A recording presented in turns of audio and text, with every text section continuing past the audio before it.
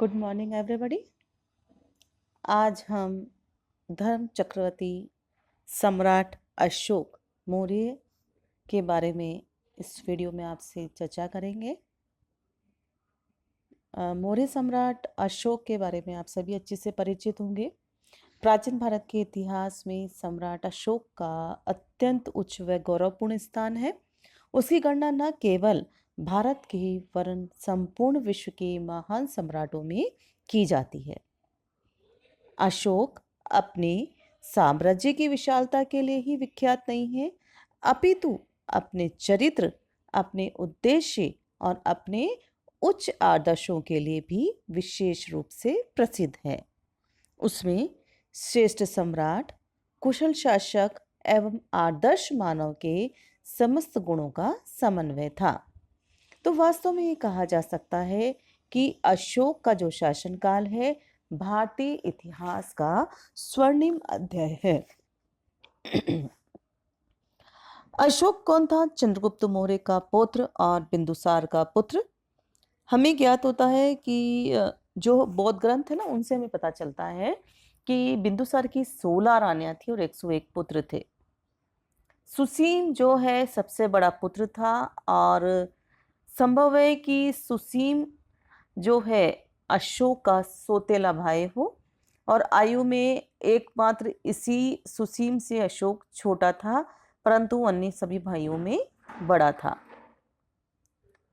माता का नाम इनका सुबंधिक था। मैंने आपके इसमें वीडियो में भी दिखा है कि इसका पूरा नाम था देवान प्रिय अशोक मौर्य। पिता का नाम बिंदुसार, दादा चंद्रगुप्त मौर्य, माता का नाम सुभद्रांगी था। पत्नियां इसकी देवी कारूबाकी, असिंध मित्रा, पद्मावती। ठीक है। इसके पुत्र थे महेंद्र, संगमित्रा, चारुमती और तीवर। इसमें त्रिव लिखा हुआ है आपके। धर्म इसका हिंदू और बौद्ध धर्म था। राजधानी इसकी थी पाटलिपुत्र। कलिंग युद्ध इसने अपने राज्याभिषेक के 8 वर्ष के पश्चात किया था। तो ये मैंने आपके मोटा मोटे पॉइंट्स लिखे हैं। इसको आपके क्वेश्चंस भी आते हैं आपके। उसका धर्म कौन था, उसकी पत्नी का नाम क्या था, उसके दादा कौन थे, पिता का नाम क्या था, ये सारी चीजें इस पॉइंट्स में आपके पास उपलब्ध हो जाएगी। तो अशोक जो था सुभद्रांगी का पुत्र था और देवी असिंध मित्रा, तिष्य रक्षिता, कारुविका आदि उसकी पत्नियां थी। इसी तरह से उसके जो पुत्र थे उनके नामों का भी वहाँ उल्लेख है। मैंने इस वीडियो में आपको बताया है, इसमें लिखा हुआ भी है। पुत्र और पुत्रियों के बारे में भी हमें बौद्ध ग्रंथों से पता चलता है।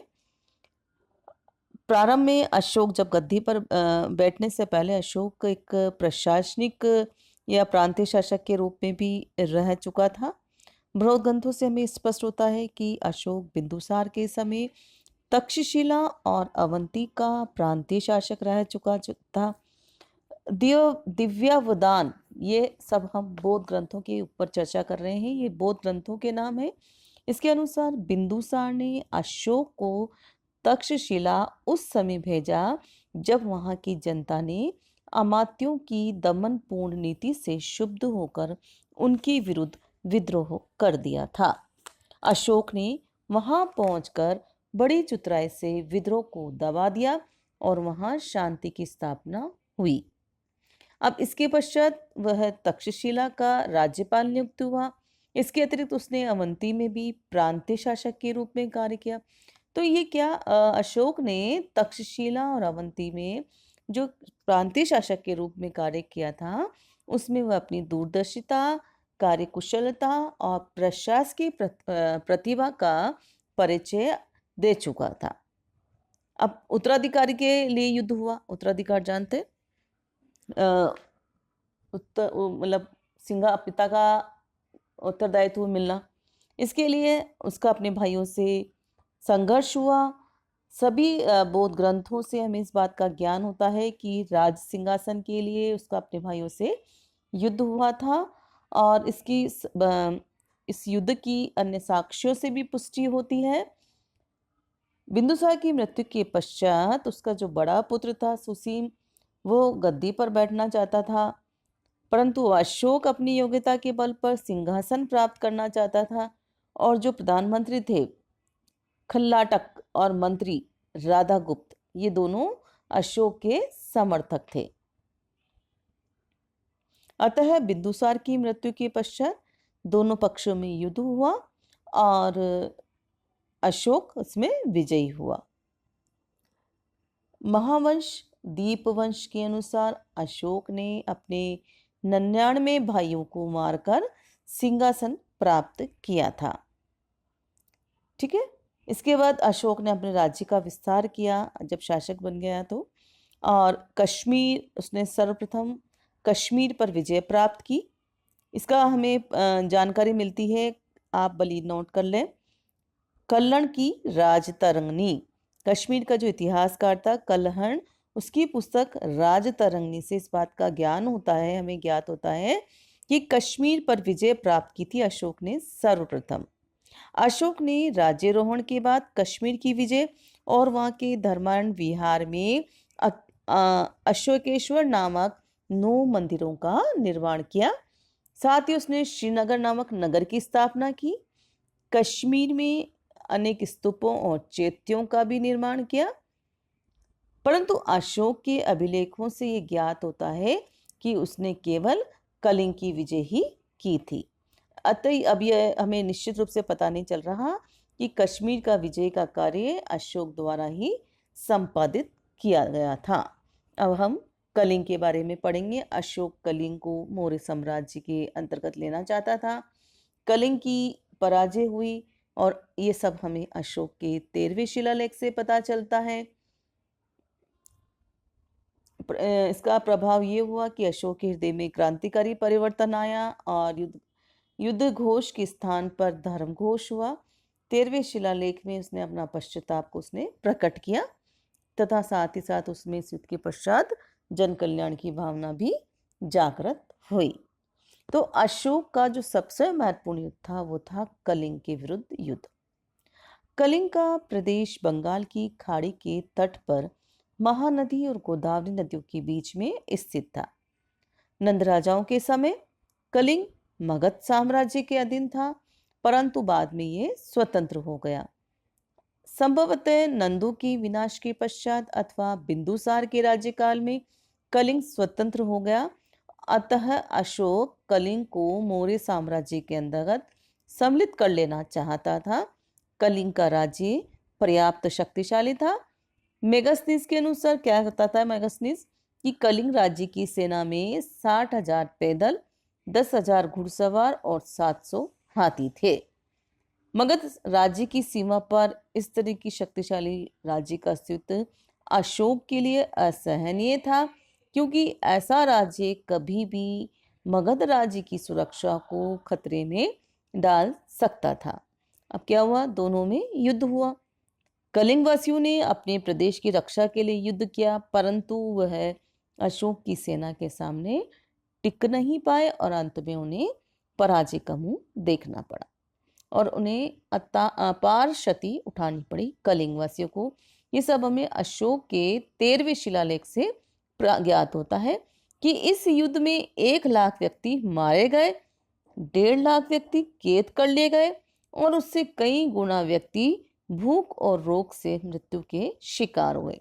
इस प्रकार कलिंग को जीतकर मौर्य साम्राज्य में मिला लिया गया। अशोक ने कलिंग को अपने साम्राज्य का एक नवीन प्रांत बनाकर उसे एक पृथक प्रांतीय शासक को सुपुर्द कर दिया और तोसाली उसकी राजधानी बनाई। ये तो कलिंग युद्ध था। अब इसके क्या परिणाम हुए इसके बारे में हम चर्चा करेंगे। कलिंग युद्ध में जो भीषण नरसंहार हुआ उससे अशोक के हृदय में क्रांतिकारी प्रभाव पड़ा। अब अशोक ने अपनी तलवार को सदा के लिए मयान में रख दिया और युद्ध घोष के स्थान पर धर्म घोष ग्रहण किया।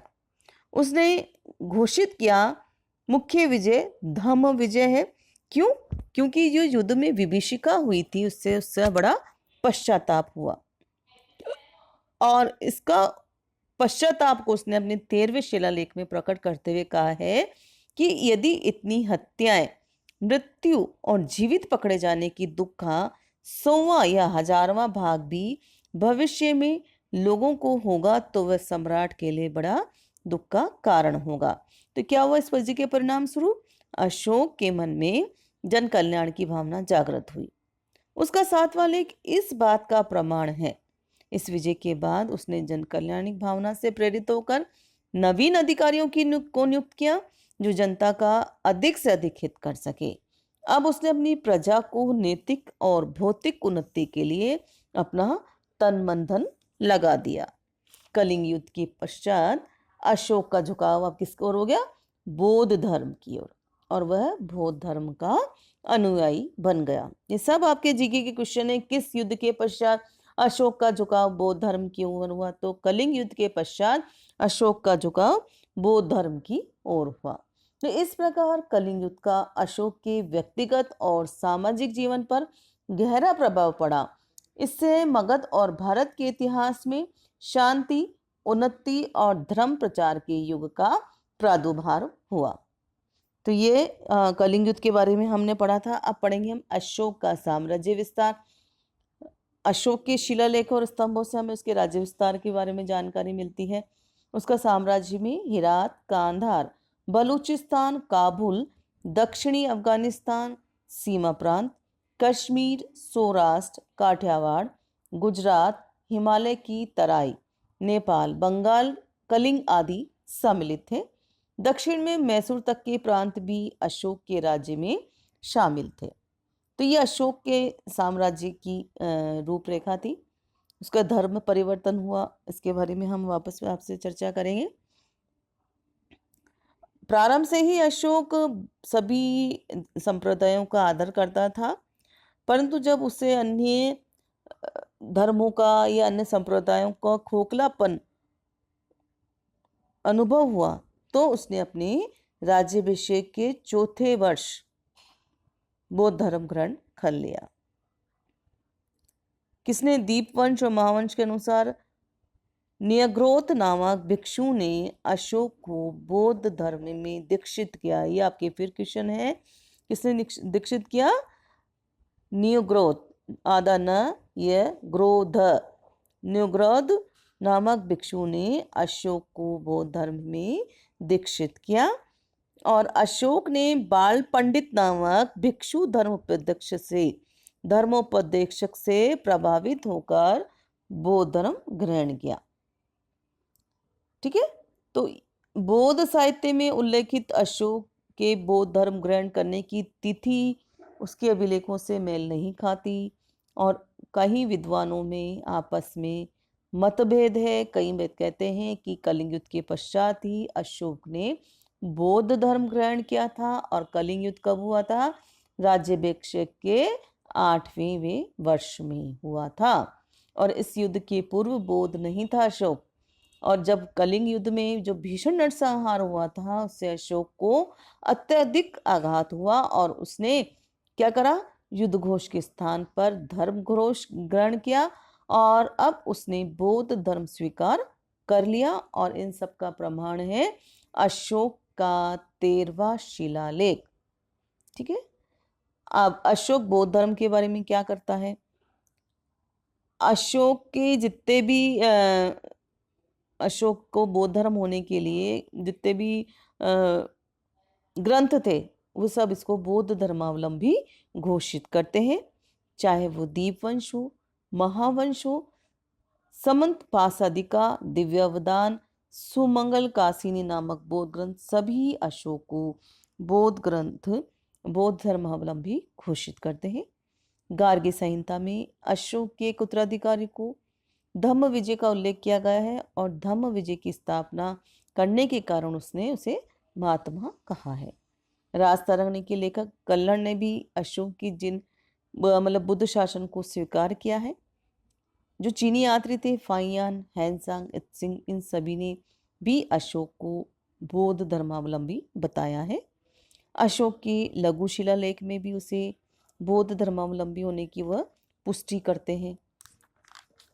इसी तरह अशोक का जो भ्राभु अभिलेख है उसकी बौद्ध धर्मावलंबी होने की पुष्टि करता है। अशोक ने विभिन्न बौद्ध तीर्थों की यात्रा की। अपने अभिषेक की 10वें वर्ष वो बोध गया था और 20वें वर्ष में उसने लुम्बिनी की यात्रा की थी। साथ ही उसने लुम्बिनी को धार्मिक करों से मुक्त कर दिया और भूमि कर के रूप में केवल 1/8 भाग लेने का निश्चय किया। सारनाथ, प्रयाग, सांची के स्तंभ के लेख भी अशोक को बौद्ध सिद्ध करते हैं।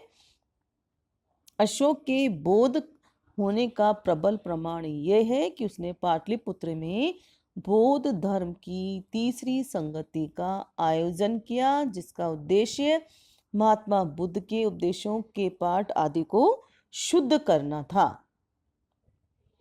बौद्ध धर्म की सबसे बड़ी विशेषता है अहिंसावादिता, और अशोक ने भी सिद्धांत का पूर्ण रूप से अपने जीवन में पालन किया। उसने अपने साम्राज्य में पशु बलि का भी निषेध कर दिया और स्वयं भी मांस खाना छोड़ दिया। साथ ही साथ उसने बौद्ध धर्म के प्रचार प्रसार के लिए भिक्षु भिक्षुणियों को भी देश विदेश भेजा। तो ये सारे जो साक्ष्य हैं अशोक के बौद्ध धर्मावलंबी होने की पुष्टि करते हैं। अब अशोक बौद्ध धर्म के प्रचारक के रूप में क्या क्या काम किए, किस तरह से उसने अपने इस धर्म में आस्था दिखाई, उन सब पे अब हम चर्चा कर रहे हैं। पहला तो पॉइंट हमारा है अहिंसा का प्रसार। अशोक ने बौद्ध धर्म का जो प्रमुख सिद्धांत है अहिंसा, उस पर बहुत बल दिया। उसने अपने भोजनालय, समाजों और राजकीय भोजों के लिए होने वाले जो पशुवध थे उनको बंद करा दिया। उसके 5वें स्तंभ लेख से स्पष्ट होता है कि अपने राज्याभिषेक के 26वें वर्ष के पश्चात उसने उन जीवों की हत्या करना बंद कर दिया जो न किसी उपयोग में आते थे और न खाए जाते थे। उसने पशुओं को कष्ट से बचाने के लिए ये भी प्रयत्न किया कि उन्हें दागा ना जाए। भोजन अथवा अन्य उपयोग के लिए जो पशु वध करता है उसे भी कम करने के लिए अशोक ने प्रयत्न किया। उसने स्वयं अहिंसा के सिद्धांत का पूर्णतया अपने जीवन में उतारा या ग्रहण किया। पहले उसके रसोई घर में भोजन के लिए प्रतिदिन सैकड़ों या हजारों पशु पक्षियों की हत्या कर दी जाती थी, परंतु अब उसने जब बौद्ध धर्म ग्रहण कर लिया तो उसके आदेश के अनुसार केवल 3 पशु पक्षी अर्थात 1 हिरन और 2 मोरों को मारने की आज्ञा दी गई थी और अंत में उसे भी बंद करवा दिया। तो इस प्रकार उसने इन पशुओं को बंद करा दिया। साथ ही उसने हिंसात्मक यज्ञों को भी बंद करा दिया। धर्म यात्राएं, प्राचीन काल में राजा विहार यात्राएं करते थे जिनमें शिकार और मनोरंजक होते थे, परंतु अशोक ने इन विहार यात्राओं को तो क्या करा, बंद कर दिया और इसके स्थान पर क्या करा, धर्म यात्राएं प्रारंभ की। सम्राट और राज्य के मुख्य अधिकारी धर्म प्रचार के लिए धर्म यात्राएं करते थे तथा ब्राह्मणों, श्रमणों और अन्य लोगों से वो लोग क्या करते थे, वार्ता करते थे, उन्हें दान देते थे। अशोक ने इसी कार्यक्रम में बोध गया एवं लुम्बिनी आदि तीर्थ स्थानों की यात्रा की और इन धर्म यात्राओं से बौद्ध धर्म के प्रचार और प्रसार को काफी सहायता मिली। धर्म महामात्रों की नियुक्ति भी की। अपने राज्याभिषेक के 13वें वर्ष में अशोक ने धर्म महामात्रों की नियुक्ति की। ये धर्म महामात्र प्रजा की नैतिक और भौतिक उन्नति के लिए प्रयास करते थे और लोगों में धार्मिक भावनाओं का संचार करते थे। धर्म महामात्र धर्म स्थापना अथवा धर्म की देखरेख, धर्म की वृद्धि और धर्म का आचरण करने वाले के सुख और हित के लिए नियुक्त थे। ये धर्म महामात्र घूम घूम कर देखते थे कि लोग धर्म के सिद्धांतों का उल्लंघन तो नहीं कर रहे और अशोक द्वारा चलाए गए मार्ग पर चलकर अपना वो नैतिक स्तर को ऊंचा करे। धार्मिक प्रदर्शन, लोगों को धर्म की ओर आकृष्ट करने के लिए अशोक ने धार्मिक दृश्यों के प्रदर्शन की भी व्यवस्था की। अनेक ऐसे प्रदर्शन तथा जुलूस संगठित किए जिनमें देवताओं को स्वर्गिक विमानों तथा हाथियों पर संचार करते हुए दिखाया जाता था। इसी प्रकार अनेक स्वर्ग लोक के दृश्य भी दिखाए गए जिससे जनता को प्रेरणा मिलती थी कि वे नैतिक और पवित्र जीवन व्यतीत करते हुए धार्मिक कार्यों में अपना मन लगाए और इस लोक और परलोक में सुखी रहे। धर्मलिपि, अशोक ने बौद्ध धर्म के सिद्धांतों के उपदेश को पर्वत के शिलाओं पत्थरों और गुफाओं पर भी उत्कीर्ण कराया, जिसके दो उद्देश्य थे। क्योंकि पाषाण और शिलाओं पर उत्कीर्ण होने के कारण ये धर्म लेख क्या होंगे, स्थायी होंगे, और उससे भविष्य में जनता को लाभ होगा और अशोक द्वारा बताए गए मार्ग का अनुसरण वे करेंगे। इन शिलालेखों में क्या करा था उसने? लोगों से दान, सहनशीलता, सेवा, परोपकार, अहिंसा, गुरु ब्राह्मण श्रवण आदि का सम्मान, सत्य भाषण गुणों को ग्रहण करने पर उसने बल दिया। धर्मानुशासन, अपने धर्म में अनुशासन को प्रकाशित कराया और उसके प्रचार के लिए पदाधिकारी नियुक्त किए। तीसरे शिलालेखों के अनुसार राज्य को, प्रादेशिकों और युक्तों को आज्ञा दी गई कि वे प्रति 5वें वर्ष राज्य के में दौरा करें और अपने सामान्य कार्य के अतिरिक्त जनता में धर्मोपदेश करें। लोकहित के कार्य किए गए। मनुष्य, पशु और अन्य जीवधारियों के लिए परोपकार का कार्य किया। अनेक सड़कों का, कुओं, जलाशयों, धर्मशालाओं आदि का निर्माण करवाया। सड़क के दोनों ओर वृक्ष लगवाए। उसने मनुष्य और पशुओं की चिकित्सालय के लिए अस्पताल भी खुलवाए, प्यावे लगवाई। ये सारे कार्य उसने लोकोपकार के लिए किया और बौद्ध धर्म के प्रचार में योग किया। दान व्यवस्था, दीन दुखियों, अनाथों, साधु संतों की सहायता के लिए दानशालाएं स्थापित की। सम्राट स्वयं तो दान देता ही था, साथ ही अपने जो भाई बंधु परिवार के सदस्यों से भी दान दिलाता था। एक चीज और मेन थी, तृतीय बौद्ध संगति। अशोक के शासनकाल में पाटलिपुत्र में बौद्ध धर्म की तृतीय संगति का आयोजन किया गया। कई बार इसका अलग से भी क्वेश्चन आ जाता है, आपका जब शॉर्ट क्वेश्चन आता है ना, तो इसमें तृतीय बौद्ध संगति, तो आप इसको अच्छे से सुनने। तृतीय बौद्ध संगति, ये सभा बौद्ध आचार्य किसके अंतर्गत हुई थी? मोगली पुत्र तिष्य की अध्यक्षता में। मोगली पुत्र तिष्य की अध्यक्षता में हुई थी और कितने महीने तक चली थी? 9 मास तक। इस सभा का उद्देश्य क्या था? बौद्ध धर्म की आंतरिक फूट को दूर करना और बौद्ध धर्म की विभिन्न संप्रदायों में सामंजस्य स्थापित करना। ठीक है। धर्म संबंधी सभी विवादग्रस्त विषयों पर इस सभा में विचार हुआ और अंत में मोगलीपुत्र तिष्य द्वारा रचित कथा वस्तु नामक ग्रंथ को प्रमाण रूप से सबने स्वीकार करा और इस प्रकार इस सभा द्वारा अशोक बौद्ध धर्म में आई बुराइयों और शिथिलताओं को समाप्त करके बौद्ध धर्म की नव जीवन प्रदान करने में सफल हुआ और अधिवेशन के अंत में विभिन्न राज्यों में धर्म प्रचार के लिए प्रचारक भेजे गए। तो इस प्रकार अशोक ने धर्म का प्रचार किया। तो ये अशोक का आपको पूरा पॉइंट समझ में आ गया होगा कि अशोक क्या है और किस सम्राट का है, इसके जो पूर्वज हैं चंद्रगुप्त मौर्य, बिंदुसार पिता और उसके दादा थे।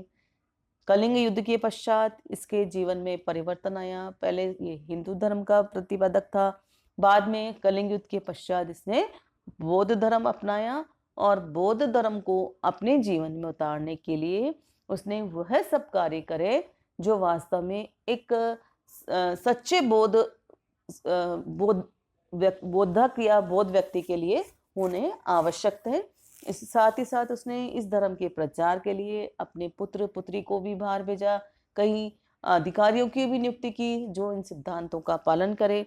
उसने स्वयं तो पालन किया ही, साथ ही अन्य लोगों पर भी उसने इसका प्रभाव डालने की कोशिश करी और काफी हद तक वह बौद्ध धर्म के प्रचार प्रसार में सफल भी हुआ। धन्यवाद।